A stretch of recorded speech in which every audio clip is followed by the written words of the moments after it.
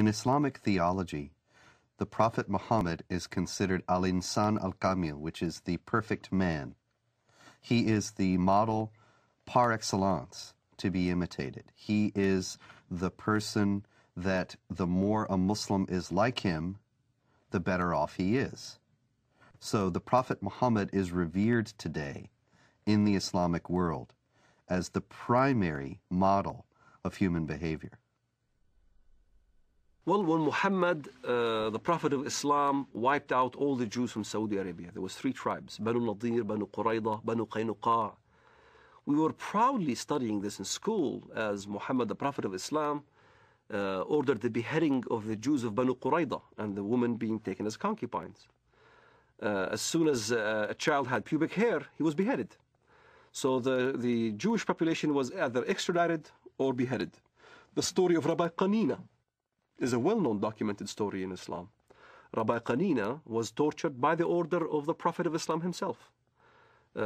His eyes were put out. He was burned in order to confess where the Jewish tribes were hiding their goods, their gold and their silver and all those kind of things. And this is right from the Hadith. This inspired us as Palestinians, inspired us on fighting jihad against the Jews in Palestine. Authoritative Islamic History, The Life of Muhammad, Sirat Rasulullah, by Muhammad bin Ishaq, edited by Abdul Malik bin Hisham, translated by Professor Alfred Guillaume.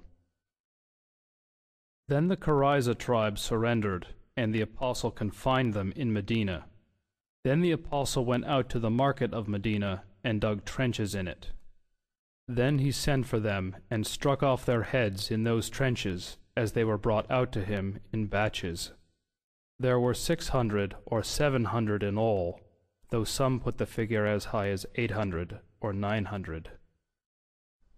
Another example that may be even more chilling of the deleterious influence that Muhammad's example has upon the Islamic world was exemplified recently by an Egyptian leader of a radical Muslim party who wrote just recently that he couldn't believe that the beheadings in Iraq were being protested by Muslims. Weren't they aware that the Prophet Muhammad himself beheaded between 600 and 900 men personally, members of the Jewish Qurayza tribe in Arabia, after he had defeated them? Didn't they realize that if the Prophet did it, then this was the proper way to behave? And so the Mujahideen in Iraq, who are beheading people, are simply obeying the example of the Prophet. Now we can see then that since the Prophet Muhammad himself participated in many battles and raids, and did indeed perpetrate these beheadings, he ordered the assassination of several of his political opponents, and he behaved in general like a typical 7th century warlord. The problem is that when this is transferred to 21st century behavior, 21st century contexts of behavior, then what you get are terrorists. The Quran occupies a place that has no parallel in Western civilization. The Quran is considered by Muslims and by traditional Islamic theology to be dictated word for word by God himself, by Allah himself, through the angel Gabriel to the Prophet Muhammad. As a result, every word of it is the words of God himself. Every word of the Quran, unless it is canceled by another section of the Quran itself, is valid for all time and cannot be questioned, cannot be reformed, cannot be changed within an Islamic context. This means that moderate Muslims, peaceful Muslims, if they are sincere, have to reject entirely Quranic literalism.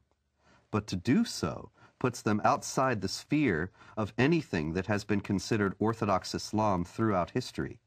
because to do so is to reject the very basic premise of Islam, that this is a book that is dictated by God and is a perfect copy of a perfect book, the al-Kitab, the mother of the book that has existed forever with Allah in heaven.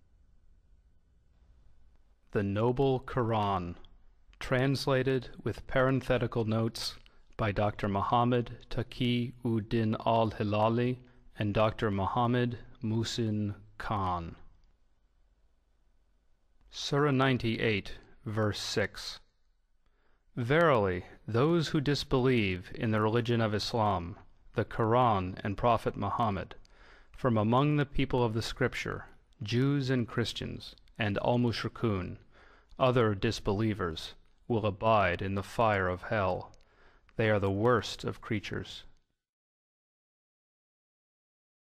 So the Quran is simply a set of direct commandments or else narratives, descriptions, sometimes very distorted descriptions of Judaism and Christianity.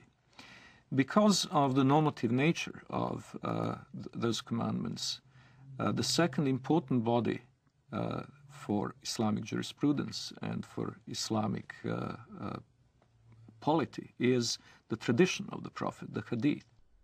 Now, the Hadith are absolutely necessary to make any sense of the Quran, because Allah addresses Muhammad in the Quran and they talk about incidents in Muhammad's life, but they don't fill in the narrative details. So you have to go to the Hadith, the traditions of the Prophet Muhammad, in order to understand what's being said in the Quran and why. The Hadith are many, many volumes of traditions of the Prophet. Various Muslim scholars, beginning in the 8th century, which is some considerable time after the life of the Prophet Muhammad, who died in 632, they started to collect these traditions and to try, through various means, to winnow out the authentic ones from the inauthentic.